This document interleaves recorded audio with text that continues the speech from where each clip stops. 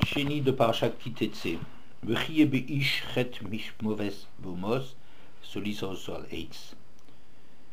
Et si jamais un homme a commis une faute passible de la peine de mort et qu'on l'ait exécuté, Vetalita auto al etz, tu le pendras à la potence. L'otali nivlato à la etz qui kavor tikbereno bayomahu qui kilelat elokim talui. Tu ne laisseras pas sa dépouille pendue à l'arbre, mais ou à la potence, mais tu l'enterreras le jour même, car c'est une offense pour Elohim, pour Hachem, que quelqu'un de pendu, et tu ne rendras pas la terre qu'Hachem ton Dieu te donne en héritage impure. Donc, sur le premier verset, si jamais un homme a commis une faute passible de mort et qu'il a été exécuté, tu le pendras sur un arbre ou sur une potence. Rashi dit Vetalita otol etz raboteinu amru kol haiskalim nitlim. Les Chachamim précisent tous ceux qui étaient exécutés par la lapidation devaient ensuite, une fois morts, être pendus à la potence ou un arbre, chez Neymar, qui killat Elohim talui. Car quelqu'un qui le lat Elohim, qui aurait maudit, si on peut dire, le Créateur, doit être pendu. Vamvarech Hashem beskila, et celui qui a blasphémé, c'est-à-dire blasphémé, on appelle ça Baruch Hashem pour pas dire l'inverse, que Dieu soit béni pour pas dire l'inverse, celui qui aurait déclaré ça, il est lapidé. Donc, Kilat Elohim Taloui, tout celui qui a maudit, il sera pendu. Dans le verset suivant, tu ne laisseras pas sa dépouille sur l'arbre, mais tu l'enterreras le jour même. En effet, quelqu'un de pendu, c'est une offense au Créateur. Rachidi, qui Kilat Elohim Taloui, Zilzulo Shel Melechu, c'est un mépris pour la personne du roi. Shadam Asui Bidmut Yukno. En effet, l'homme est créé à la ressemblance du Créateur. Israël Hembanav. Israël sont ses enfants. Mashal Ishne Achim Toumim Shayu Domim Zelazé. À l'instar de deux frères jumeaux, des jumeaux, des vrais jumeaux qui se ressemblent l'un à l'autre. Naase, Echad Naase, Sav, Echad Naas Nitfas de l'Istout. L'un est devenu prince, l'autre a été attrapé comme brigand, Venitlé, et a été pendu. Kol Haroeoto, Omer, Hassar Taloui. Et tous ceux qui voyaient le brigand pendu, dit, tiens, il y a le roi qui a été pendu. C'est le roi qui est pendu.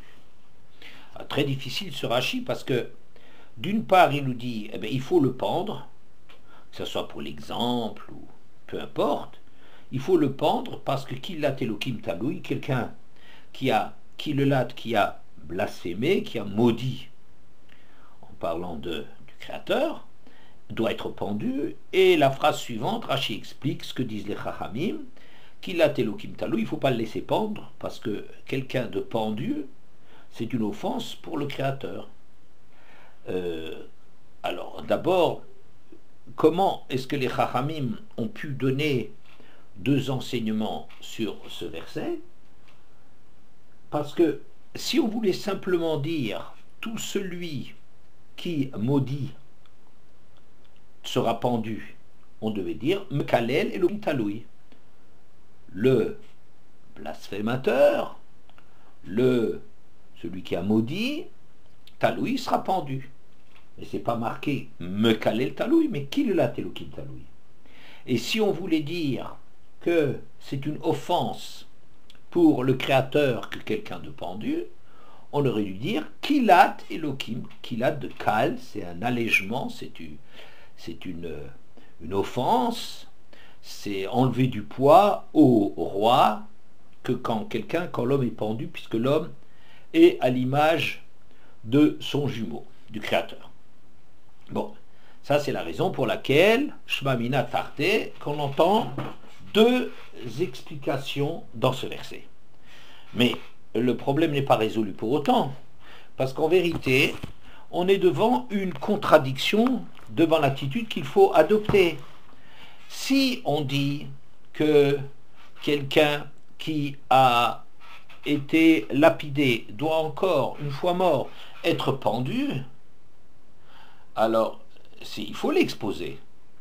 Mais si on dit que l'exposition d'un pendu brigand, ça renvoie à l'image du roi, du jumeau, alors donc pas le pendre.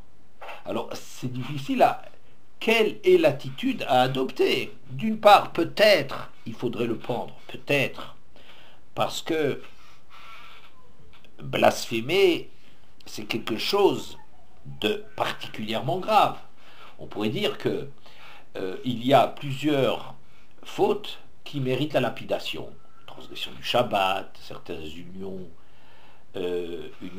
interdites, beaucoup de choses qui méritent l'idolâtrie. Mais quand on s'est attaqué à l'image du roi en la maudissant, alors là c'est pas seulement une faute qui est relative à la personne elle-même, l'échec d'une personne qui n'aurait pas respecté Shabbat, ou qui n'arrivait pas à retenir ses pulsions dans les unions interdites, mettons, dans ce cas-là, c'est l'échec essentiellement de la personne. Mais quand il s'agit de quelqu'un qui s'attaque au Créateur, alors on pourrait dire ça c'est encore plus, et ça justifierait que l'on continue après, une fois qu'elle est morte, de l'exposer, pour l'exemple. Mettons. Ça c'est une chose. Il faudrait le prendre. Mais étant donné que quelqu'un de pendu renvoie une image du Créateur, comme si au lieu du brigand c'était le roi qui était pendu, on ne peut pas le pendre. Alors quoi faire? Alors écoutons la Gemara là-dessus, Sanhedrin, même Vav, dans la Mishnah. Donc on attendait la proximité de la tombée de la nuit, on le pendait à ce moment-là, ou matirin automiyad, et on le déliait immédiatement. Imlan, overala velotase. Et si on le laissait pendre à la nuit arrivée, on transgresse l'interdiction chez les Mar, lotali nivlato alaetz. Kikavor tikbereno bayomaou. Tu ne laisseras pas sa dépouille pendue, donc interdiction, et au contraire, il y a une mitzvah, kikavor tikbereno, l'enterrer le jour même. Kikil la telokim taloui, car c'est une malédiction que quelqu'un de pendu, que l'omar, c'est-à-dire, mipne ma zetaloui, mipne shebirechet Hashem, venimtsa shem shamay mitralel. C'est-à-dire, quelle est la raison pour laquelle tu as pendu cette personne? Parce qu'il a commis une abomination, une injure, un crime de lèse-majesté à nul autre pareil, en offensant le roi, en blasphémant, en maudissant, et toi, en le laissant pendu, tu augmentes encore la malédiction. Tu le punis pour avoir offensé le roi, et comment tu le punis? En l'exposant encore, en plus de sa lapidation. Mais avec ça, tu augmentes l'offense. Puisque la présence d'un pendu pour crime renvoie à l'image du roi, de son jumeau. Alors, donc, on est pris dans on est pris dans une contradiction. Il faudrait le pendre, je comprends. Mais comment peux-tu le pendre? Puisque le pendre, c'est encore ajouté à l'offense, alors que tu le punis justement pour l'offense. Bien. Je continue un petit peu. Amar Rabbi Meir, B'shah she'adam mitzta'er, shchina malashon omeret. Rabbi Meir continue dans la Mishnah, au moment où l'homme souffre, la présence divine, Malachon Omeret, comment est-ce qu'elle s'exprime? Kaleini Meroshi, Kaleini Mizroi. J'ai Kal Leitni, ça m'est pas léger de la tête, j'ai des maux de tête, ça me donne la migraine. Kaleini Mizroi, les bras m'en tombent, j'ai pas les bras légers, j'ai plus la force. Au moment où l'homme souffre, donc à propos de cette pendaison, quand on exécute les criminels, Hachem dit, aïe, quelle migraine, ça me donne des maux de tête, les bras m'en tombent. Imkein, Hamakom Itzaer al Daman shel Roshaim shel Ishpar. Si c'est comme ça, on voit donc que le Créateur souffre, si l'on peut dire, même pour le sang des Roshaim qui serait versé. Kal vachomer al Daman shel Tzadikim. Combien plus encore s'il s'agit de tzadikim. Quand un tzadik il souffre, Hachem encore plus il souffre, puisqu'il souffre même pour un rachat qui a mérité sa peine. Velo zoubilvad, et pas seulement cette souffrance, mais Amrou, elle a kolamalinet meto au verbe lotase, que tout celui qui laisserait exposer le mort, il transgresserait l'interdiction, une interdiction particulière là-dessus, tu n'as le droit de le laisser pendu. Bon, un peu compliqué tout ça. Pourquoi? Parce que, à part notre contradiction, que faudrait le pendre, mais si tu le pends, tu rajoutes encore à l'offense. Alors, bon, déjà, c'est une contradiction. Alors, comment prétend-on résoudre dans la Mishnah ce problème? Eh bien, on le pend et on le dépend tout de suite. C'est-à-dire, on le détache tout de suite, c'est-à-dire on attend juste avant la tombée de la nuit, puisqu'à ce moment-là on n'aurait plus le droit de le laisser sur l'arbre. Il parle là-bas d'une potence, en vérité, peu importe. On le pend, et on est en train de le pendre d'une main, et on est en train de le dépendre de l'autre main. Mais alors c'est une espèce de parodie. On fait semblant de le pendre. Alors, si tu veux le faire pour l'exemple, alors fais un exemple. Laisse-le pendant 6 mois, laisse-le pendant 3 mois, laisse-le pendant 1 jour, laisse-le pendant 3 heures.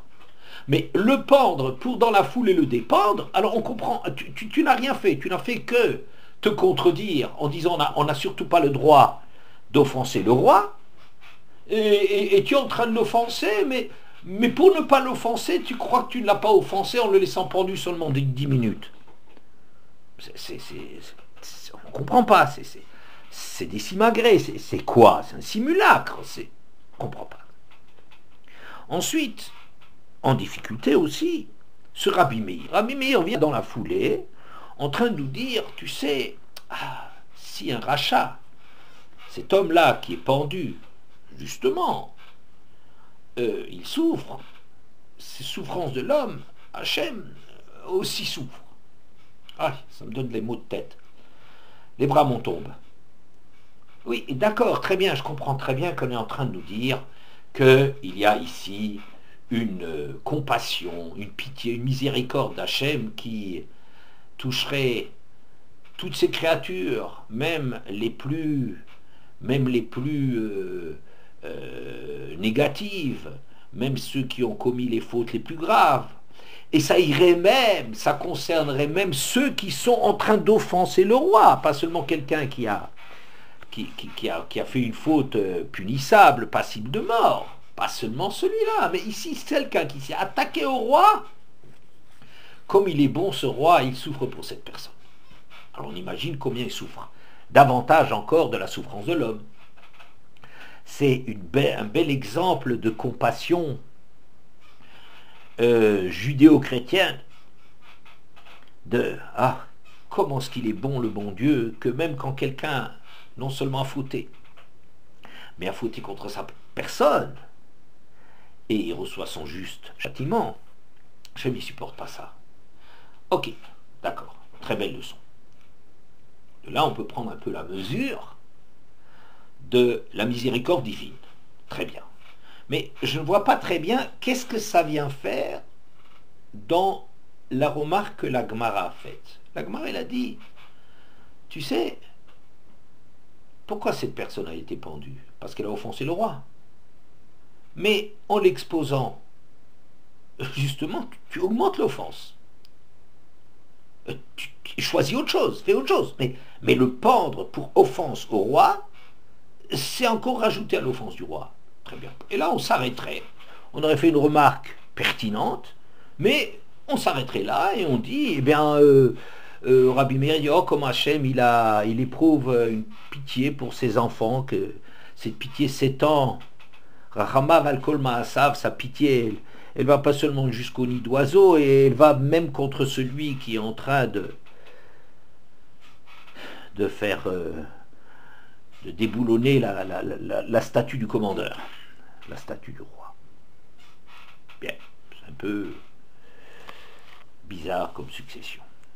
La suite de la Gemara, c'est de nouveau le même Rabbi Meir, c'est-à-dire celui qui nous a parlé de la compassion du roi, des maux de tête et des maux de bras du roi, en disant Tanya Mer Rabbi Meir, Mashu Mashalma Davartome, Lishne Achim Teumim, Ve'irachat. C'est lui qui a donné cette histoire dont Rashi s'est inspiré. On a fait un portrait de cela, un exemple de cela, à quoi ça ressemble, à deux frères jumeaux dans une même ville. Echad Minu Melech, Echad Yatsa Listiut. L'un, on l'a nommé roi, et l'autre a mal tourné, est devenu un brigand. Siva Melech Vetalio.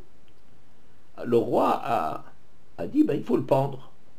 Il s'est attaqué à moi, il s'est attaqué. Bon, il est devenu un brigand, il mérite ce sort, on va l'exposer pour l'exemple. Kolaro et Oto, Omera Ameler Taloui. Mais alors les gens, quand ils voyaient ça, ils disaient, mais le roi il est pendu. S'il va mal, alors le roi il dit, bon allez, enlevez-le. C'est comme si le roi il réfléchit en deux temps. D'abord il dit, il faut le pendre. Et devant la réaction des gens, il dit, mais c'est le roi, hein, t'as vu ça?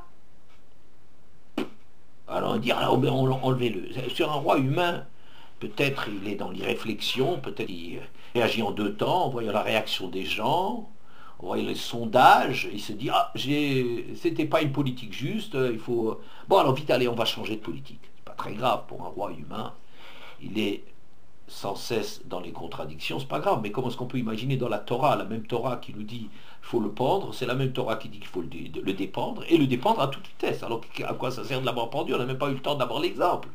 On ne comprend pas. Et en plus, ce Rabbi Meir qui est... Voilà. On va continuer.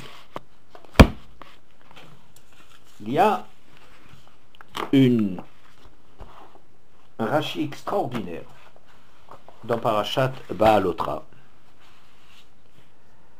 qui m'a été rapporté il y a de très nombreuses années par Alain Lévy de Célestat. Au moment où le peuple réclame de la viande, dans Parashat Baalotra, Bamidbar Yud Aleph Tedvav, Ve'im kacha atoseli, hargeni naharog, imatzatiche benecha, ve'al ere berati. Et si c'est comme ça que tu agis avec moi, de grâce, fais-moi mourir, si j'ai trouvé grâce à tes yeux, pour que je ne puisse pas voir mon mal, enfin le mal que j'éprouverai en voyant ce que tu leur prépares. Parce que Hachem est fâché contre les Bnei Israël qui réclament de la viande, et donc il prévoit de leur en donner jusqu'à ce que la viande leur sorte par tous les orifices, et de les sanctionner d'une façon extrêmement radicale, et Moshe ne supporte pas ça. Et il ne veut pas être l'instrument de ce châtiment divin. À propos de ce verset, il y a une curiosité grammaticale. Ve'imkacha at oseli. Et si ainsi que tu agis avec moi, Rashi, ve'imkacha at oseli, tashash kocho shel Moshe kanekeva. Les forces de Moshe le quittent comme une femme, une faible femme. Si c'est comme ça que tu me fais, Moshe il se sent comme ça, je peux pas supporter. J'ai pas la force de supporter ça, de voir tout ce que tu prépares. Voilà. Alain Lévy a fait la remarque très judicieuse que, en vérité, le hâte ne s'adresse pas à Moshe, mais parle d'Akadosh Baruch Hu, il parle de Dieu. Et si c'est ainsi que tu agis, hâte au Céli, toi, au féminin, toi, le bon Dieu, toi, Hachem, au féminin, on ne parle pas que Moshe est au féminin, on parle que Hachem est faible. Or ici, le problème, c'est que ces Moshe n'arrivent pas à supporter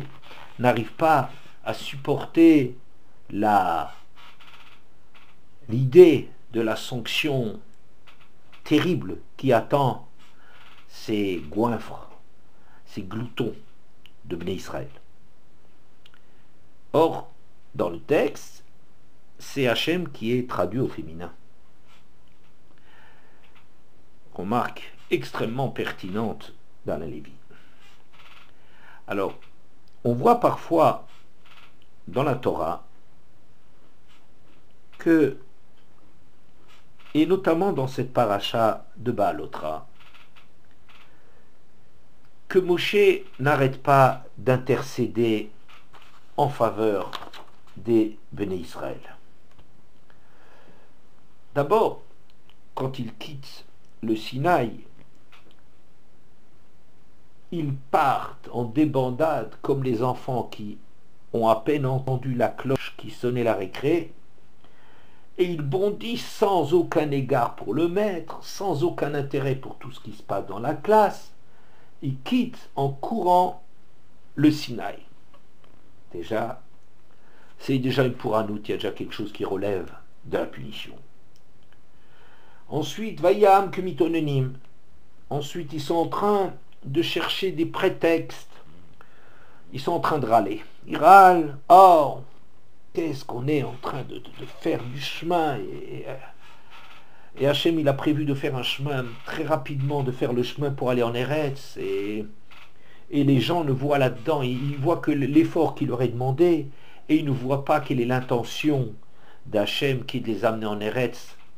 Et ils cherchent le moyen de se défaire de cette dictature, de ce qu'ils ressentent comme une dictature intolérable d'Hachem qui leur demande des efforts très durs, sans la moindre considération pour l'amour extraordinaire dont fait preuve leur Créateur de vouloir si rapidement les amener en Eretz. Ils ne voient que l'immédiat. Et ils cherchent des prétextes pour s'éloigner d'Hachem. Encore Moshe doit intervenir. Ensuite, le peuple demande encore de la viande. Encore là, Moshe doit intervenir. Encore. Mais jusqu'à quand? Mais jusqu'à quand est-ce que on a la force de demander à Hachem de fermer les yeux, de pardonner? Une fois, deux fois, encore, mais jusqu'où? Et en vérité, il y a quelque chose d'extraordinaire qui se passe. Pourquoi Moshe ne peut plus demander? Parce qu'il se rend bien compte, ou qu'il a fortement l'impression, je ne peux plus demander, ça y est. Mais jusqu'à où le père aura pitié pour son enfant? Mais jusqu'à quand? Je lui ai demandé, je redemande, mais combien de fois? Je ne peux pas, je ne peux plus demander. Qu'est-ce que ça veut dire? Ça veut dire je n'arrive pas à imaginer qu'Hachem pardonne encore. Ça y est, il a assez fait, c'est pas possible. Il y a une sanction, il y a un moment, ça suffit. C'est-à-dire que le Tashash Koro Kenekeva, cette faiblesse de Moshe, il est pris de vertige. Il dit, mais j'en peux plus de demander. j'en peux plus de demander, c'est que finalement, il est en train de rendre Hachem féminin, c'est-à-dire en imaginant que ça y est, le fils du roi a fauté envers son père. Il y a un grand ami du fils, très proche du père, vient intercéder en faveur du fils. Et il demande une fois. Et le fils continue à faire des bêtises. 2 fois, 3 fois. Combien Moshe ne trouve plus la ressource. Tachash Krochokenkeva. Il ne trouve plus la force de lutter. Comme s'il sentait à l'intérieur de lui-même que bon, c'est plus possible. Là, il y a un certain moment, on ne peut plus pardonner. Ça, Mais en faisant réagir comme ça, il est en train d'affaiblir Hachem. Il est en train de dire que la patience d'Hachem a des limites. C'est-à-dire cette impuissance de Moshe à imaginer que maintenant il faut punir. Il n'y a plus d'autre recours que la punition.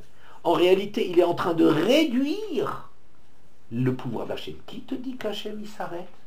Qui te dit qu'Hachem n'a pas encore beaucoup plus pitié que toute la pitié que toi tu dois avoir? L'homme, en étant affaibli Hachem. Moshe, en ne se sentant plus capable de demander, c'est parce qu'il n'arrive plus à envisager, à imaginer qu'Hachem puisse encore pardonner. Il a réduit la capacité d'Hachem de réponse.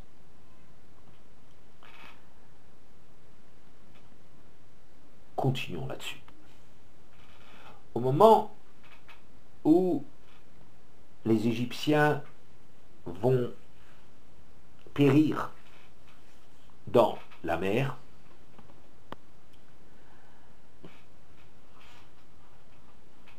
les malachim, ça veut dire les créatures célestes, Bikshu Lomar Shira, ils veulent, comme chaque jour, exalter la grandeur du Créateur,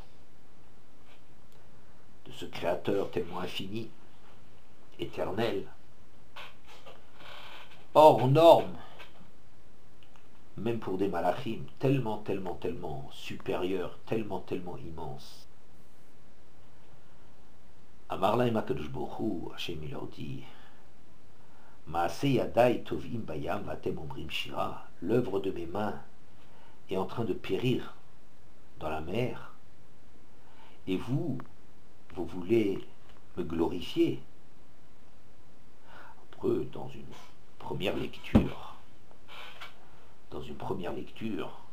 on peut dire que je peux pas entendre la belle musique que vous faites, les belles paroles que vous allez prononcer pour moi.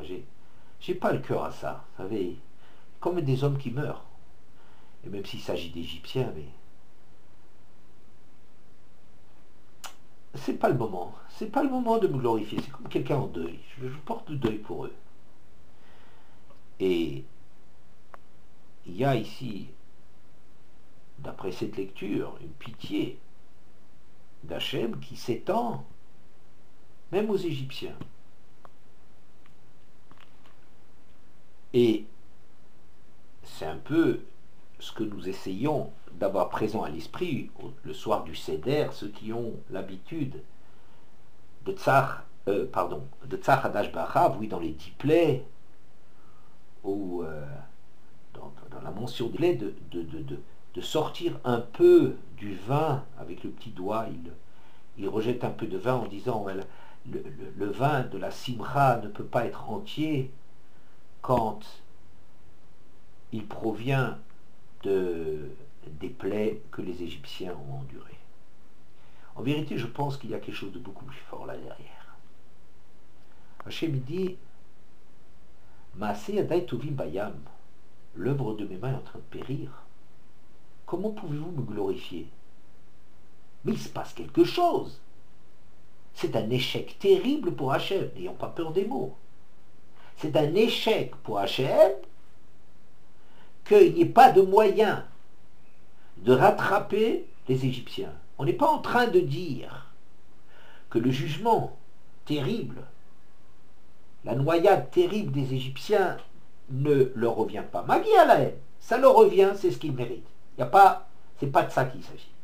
On n'a pas d'autre moyen de faire.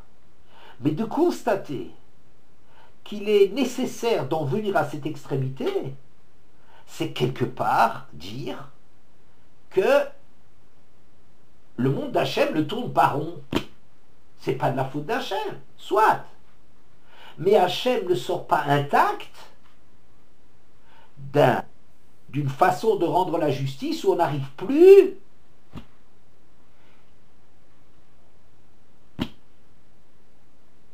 plus à agir autrement que par la noyade, que par la sanction. Ça veut dire que les louanges ne s'adressent pas à moi. Il est si beau, il est si grand, il est si bon. C'est pas vrai. C'est pas qu'Hachem porte le deuil et ne supporte pas qu'on lui chante, qu'on lui fasse de la belle musique quand l'œuvre de ses mains est en train de périr. C'est qu'il n'y a pas lieu de glorifier Hachem comme si de rien n'était. Il y a quelque chose qui est. Il y a ici un échec. Quand le monde ne tourne pas rond, quelque part, Hachem est concerné. Quelque part, Hachem est perdant. Il y a quelque chose de, je trouve, très fantastique là-dedans, qui est de prendre conscience qu'on n'est pas en train de sauver, d'essayer à tout prix de sauver le Créateur. Il a toujours raison, il est toujours grand, il est toujours au-dessus de tout, et toutes les fautes, elles viennent de nous. C'est pas de sa faute, c'est juste, c'est pas de sa faute. Et c'est sûr que de sa part, il a toujours essayé de nous rattraper, essayer de nous pardonner, essayer de sauvegarder cette illusion qu'on fera mieux. Oui, c'est vrai. Mais il ne sort pas intact. Hachem ne sort pas intact. Ce n'est pas un Dieu qu'il s'agit de protéger à tout prix et de chanter ses louanges quand le monde va mal. Quand le monde va mal, si on peut se permettre cette... Dieu va mal aussi. C'est-à-dire qu'il est l'otage des agissements de l'homme. On ne peut pas détacher Hachem de sa créature, de sa création, de ses créatures. Hachem, une fois qu'il crée le monde, il fait un pari fou. Il fait un pari fou. Il mise sa grandeur, son autorité sur un pari. Chadashim labkarim, Rabba emunatecha. Le fait que chaque jour il nous renouvelle, Chadashim labkarim, le fait qu'on soit renouvelé à chaque matin, qu'il nous rende la vie, Rabba emunatecha, comme ta confiance est grande. On croit que nous avons à faire une mitzvah de Emouna par rapport à Hachem. Qu'il s'agit, en dépit de tout, de savoir que les choses ont du sens, qu'il y a une présence derrière tout ce qui existe. Et ça, c'est la mitzvah de Emouna, de ne pas se laisser dévorer par l'immédiateté, mais des faits, mais de savoir que tout ça a du sens, que tout ça est surveillé, tenu. Mais il faut savoir, Rabba Emunatecha, Hachem, il fait magnifiquement la mitzvah de Emuna en l'homme. Le fait que chaque jour, il nous permet, en dépit de toutes nos actions de la veille, de recommencer. Et jour après jour, recommencer. Il a fidélité, une confiance folle en l'homme. Et cette confiance, en vérité, lui coûte un prix fou. Parce qu'Hachem tout grand, il est parfait, tout seul, il est parfait. Hachem seul, avant la création du monde, ou quand tout arrivera à sa finalité, il sera parfait.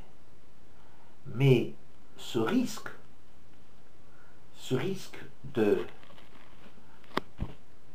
d'être le créateur d'un monde qui tourne mal, c'est une émouna extraordinaire dont il fait montre. Parce qu'il en subit l'échec. Et faire de la religion une espèce de religion qui dirait non, mais Hachem il est parfait. Le problème il n'est pas de dire est-ce qu'Hachem est parfait ou il l'est pas. Il est bien entendu, on est tous d'accord qu'Hachem est parfait. Il est bien entendu de dire que s'il y a des fautes, c'est du côté de l'homme. Mais c'est pas si simple. C'est pas si simple. L'échec de l'homme, c'est comme Hachem qui l'a créé. Est-ce qu'Hachem sort intact? Il ne sort pas intact. Si le frère jumeau devient brigand, c'est le jumeau du roi. Qu'est-ce que ça veut dire? Pourquoi les gens ils disent mais c'est le roi qui est pendu? Peut-être parce que l'image, étant donné qu'il ressemble à l'autre, je ne sais pas comment est-ce qu'il aurait été défiguré par la lapidation d'ailleurs, qu'on aurait peut-être plus trop reconnu le roi, j'en sais rien, mais enfin, si on reconnaît encore bien les traits du roi, alors c'est vrai que le cri est waouh, le roi qui est pendu. Oui, mais je pense que c'est peut-être, faudrait pousser peut-être les choses encore plus fort. C'est que quelque part, le roi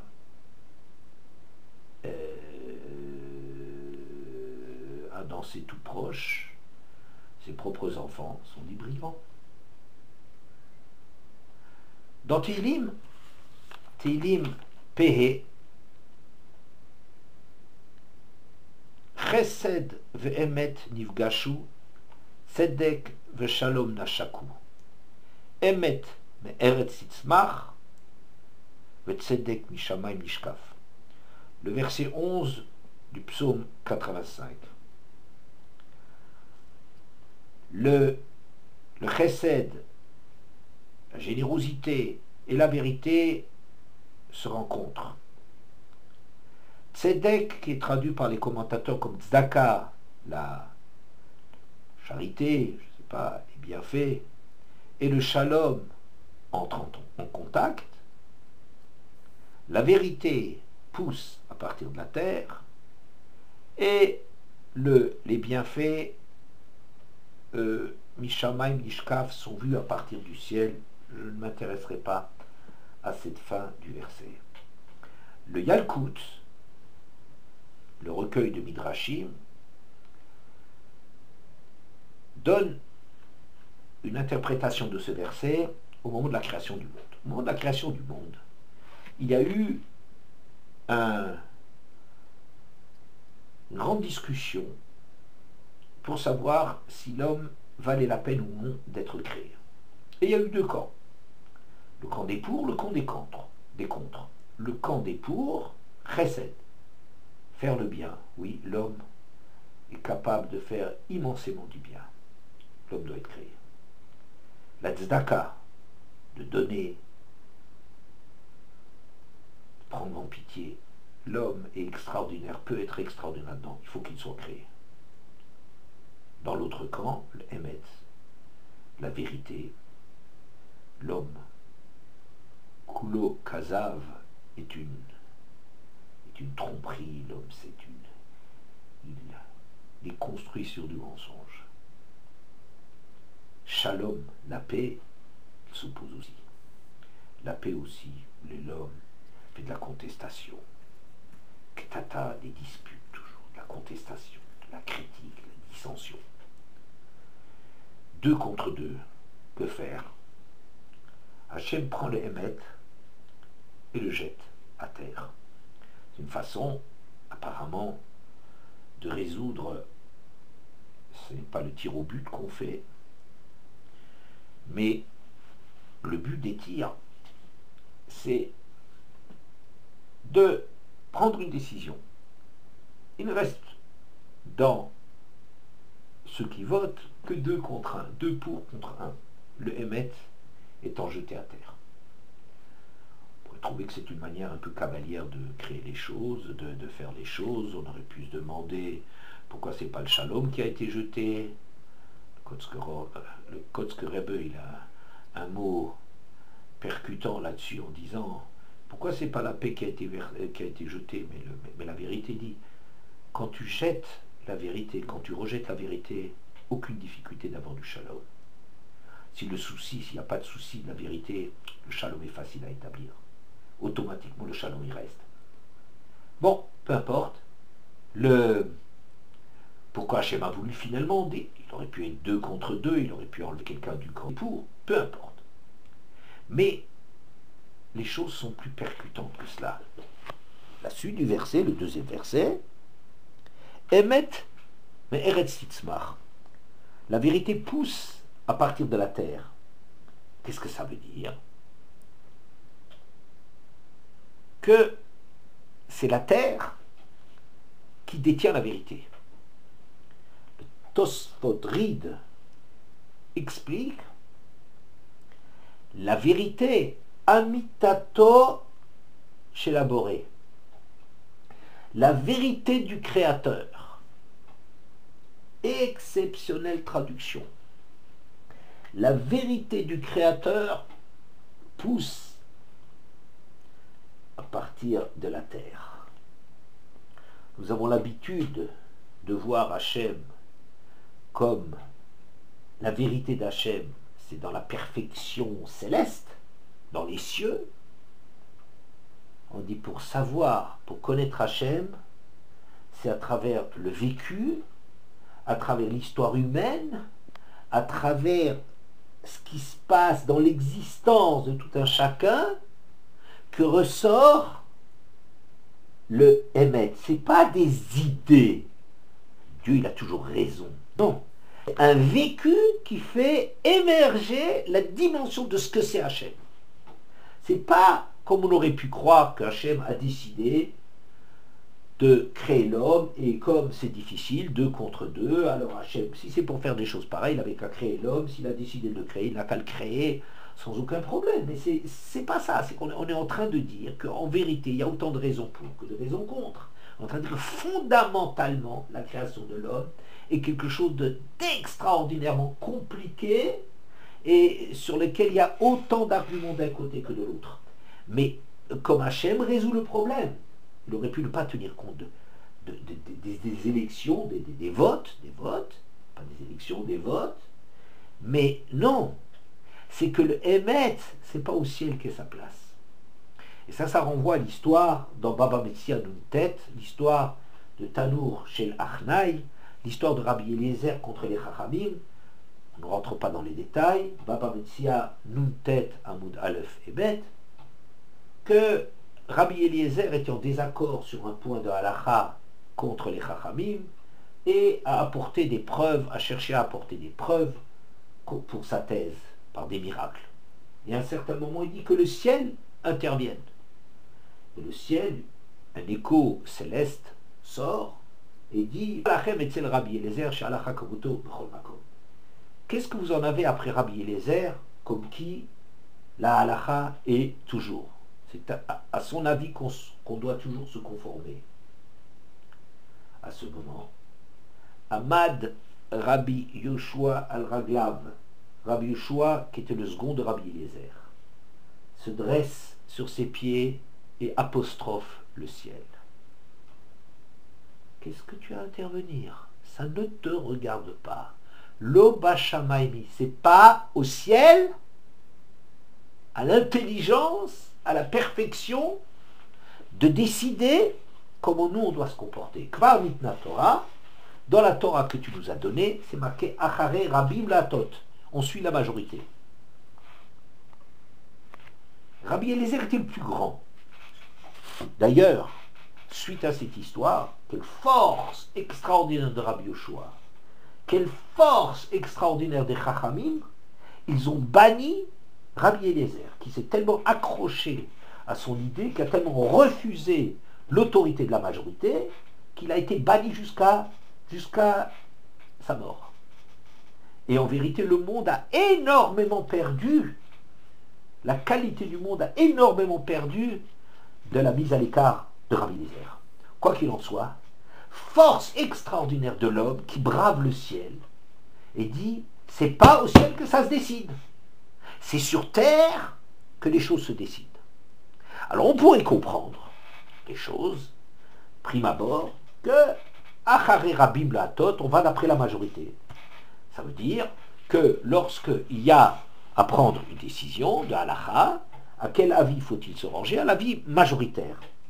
Oui, comme il y a des règles qui nous indiquent, qui nous aident à trouver la position que le Shulchan Aruch doit adopter, que l'halakha doit adopter, et on va d'après la majorité. Je pense que c'est encore autre chose dont il s'agit.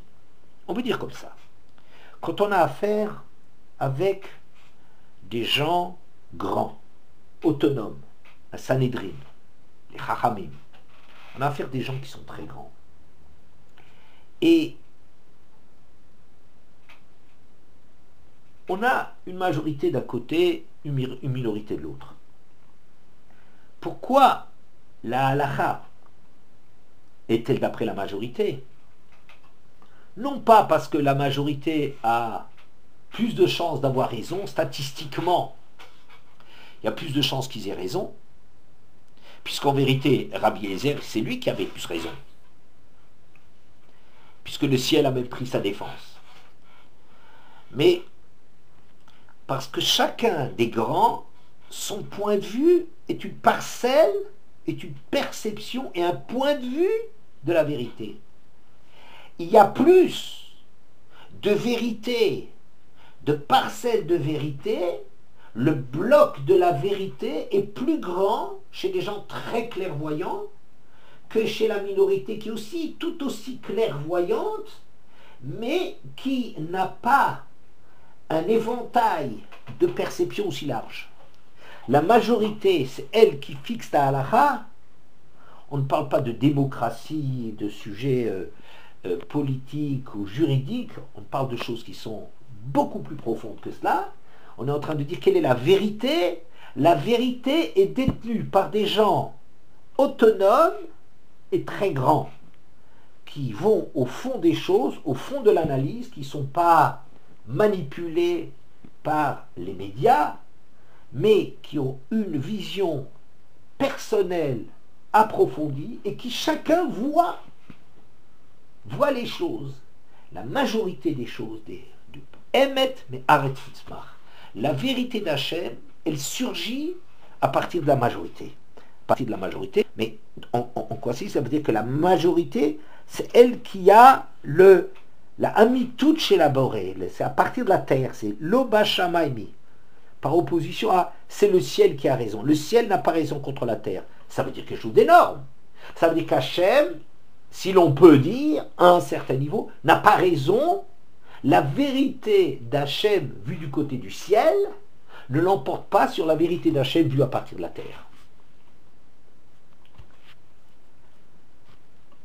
Voilà. Et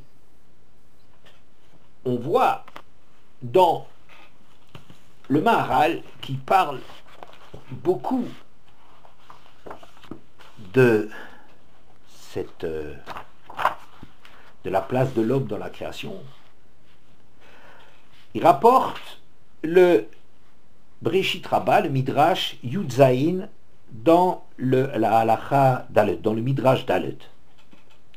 Amar Rabbi Acha, Besha'a Sheba Kadosh Baruch Hu livro et Ha'olam et Ha'adam Nimlach B'malach HaShavet. Au moment où le Créateur veut créer l'homme, il prend conseil auprès des créatures célestes. Amar Lahem Nase Adam, faisons l'homme. Amroulo Adam Ze Mativo, il demande en quoi consiste cet homme. Amar Lahem Chochmato Meruba Mishelachem, sa sagesse dépasse la vôtre. Impossible. Ce sont des cerveaux. Ce sont des génies. Tous les malachim, les créatures célestes, sont dans la perfection. Comment est-ce que tu peux dire que la sagesse humaine dépasse celle des animaux?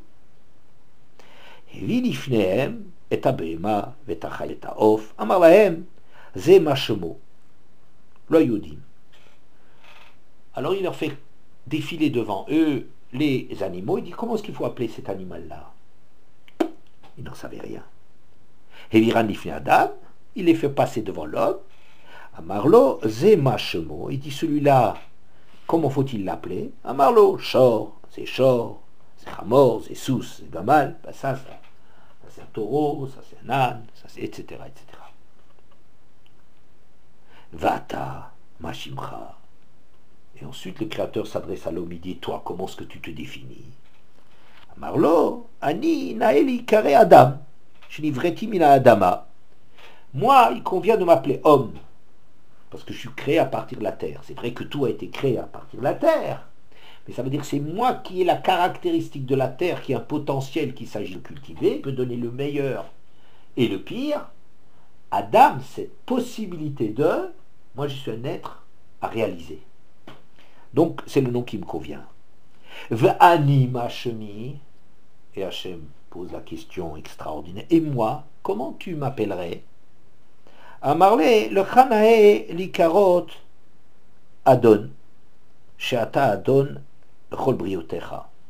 Et toi, il convient de t'appeler Adonai, le maître, mon maître. Pourquoi? Parce que tu es le maître de toutes tes créatures. Amar biacha, Ani Hashem Hushemi. Hushemi, Shekarali, Adam Arishon. Moi, Hashem, mon nom, c'est celui que l'homme m'a donné. Incroyable. Ce Maharal qui apporte ce Midrash, c'est l'homme qui définit Hachem. On s'attendrait qu'Hachem soit le parfait, hors norme, oui, peut-être.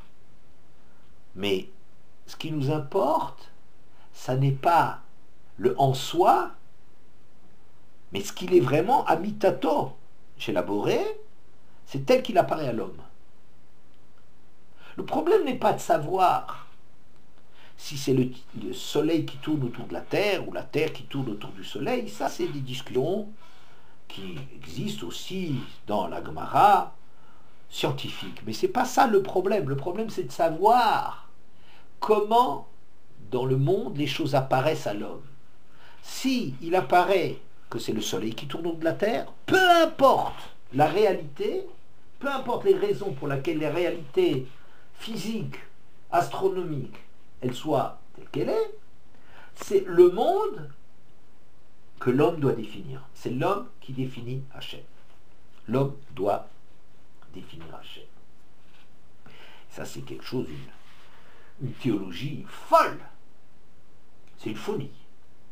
Hachem ne sort pas intact. Hachem dépend de l'homme. Qui c'est Hachem? C'est vrai qu'Hachem est au-dessus de tout entendement. Ça, c'est Hachem avant de créer le monde. Mais une fois qu'il court le risque de prendre l'homme comme partenaire, Hachem se fait dépendre de sa créature. D'où la lecture que je proposerai de notre Gemara au début. Quand l'homme faute, et va jusqu'à, dans sa faute, blasphémer, réduire Hachem, offenser le Créateur, il doit être pendu. Mais pourquoi doit-il être pendu, avons-nous demandé? Puisque le pendre, c'est encore rajouté au scandale. Je répondrai, c'est parce qu'il y a scandale. Parce que si l'homme a offensé le Créateur, le Créateur ne ressort pas intact. Le Créateur est tel qu'il apparaît dans le monde de l'homme. Si le monde tourne mal, si les créatures d'Hachem, quand bien même elles méritent certainement leur sort, se noient dans la mer, mais Hachem ne sort pas intact de cela.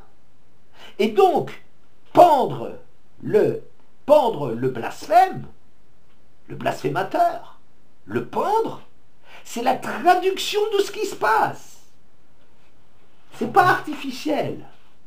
C'est qu'Hachem ne ressort pas intact de quelqu'un qui a commis cette offense terrible, ce scandale terrible. Eh bien, Hachem est touché par cela, il est réduit par ça. Si un homme peut le pendre, il y a du chilul Hachem, il y a un vide qui se crée dans le monde, il y a un chilul Hachem, un Dieu mort. On a tué quelque chose de la dimension d'Hachem. Il doit être pendu. C'est pas peut-être pour dire, pour l'exemple, pour que les gens ne recommencent pas, parce que si c'est pour ne pas recommencer, mais alors c'est effectivement la question de la Gemara est tout à fait justifiée, de dire, mais tu le pends parce qu'il a offensé, tu augmentes encore l'offense. Non, tu le pends parce que le fait que l'homme s'est attaqué à Hachem, Hachem est attaqué. Effectivement, Hachem quelque part a été réduit. L'histoire de Rabbi Meir. Effectivement, si le jumeau du roi, Banim Atem Hachem Loker, et vous êtes les enfants, les fils d'Hachem, si le peuple juif se comporte mal, il rapporte une image dévaluée de leur créateur. Hachem n'est pas intact du comportement des juifs. Et c'est ça ce que Rabbi Meir dit. Quand on dit mais c'est un scandale de le pendre, c'est encore augmenter l'offense. Alors Rabbi Meir vient dire, mais quand l'homme, il souffre, même un rachat, mais l'échec du rachat, Kaleni Miroshi, Kaleni Mizroi, ça veut dire quelque part qu'Hachem dans le monde est réduit, qu'Hachem n'a plus toute sa place. Hachem a été quelque part déboulonné de son piédestal. Oui, on ne fait pas de la théorie sur Hachem. Amitatosh, la vérité d'Hachem, c'est le monde humain qui est en train de la porter. C'est ça le génie Emmet, mais Aretz Titzmach, que la vérité, c'est à partir des actions des hommes qu'elle se construit. Et de découvrir la dimension d'Hachem, qu'est-ce qu'Hachem veut qu'on perçoive comme image de lui, c'est Hachem qui dépend de son partenaire, de l'homme. Et donc, Rabbi Meir, quand il vient dire, Hachem dit, les bras m'en tombent, j'ai la tête lourde, c'est la traduction, la justification. Pourquoi est-ce qu'il a été pendu? Tu as donc dit que si tu le pends, tu rajoutes encore au scandale.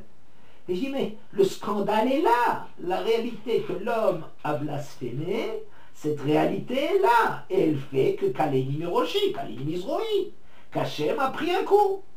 L'image d'Hachem ne ressort pas intacte. C'est ça ce que ça veut dire. Pourquoi est-ce qu'on l'expose? On ne l'expose pas pour l'exemple. Non, on l'expose parce que c'est vrai qu'on est exposé. Quand même, il s'expose par sa création, il s'expose. Il dépend, il se fait dépendre de la création. Et c'est ça ce qu'on dit.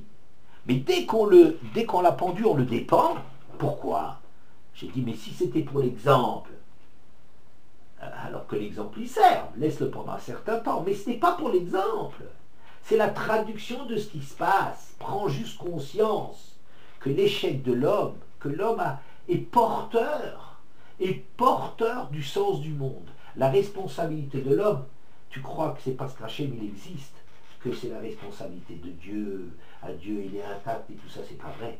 C'est de dire que la responsabilité de l'homme est beaucoup plus grande encore que tout ce que tu aurais imaginé, parce qu'il a dans son sort le sort de son créateur. Et donc, l'homme, qu'est-ce qu'il doit faire? Il doit prendre conscience que Hachem est pendu. Le roi est pendu quand son brigand jumeau est pendu.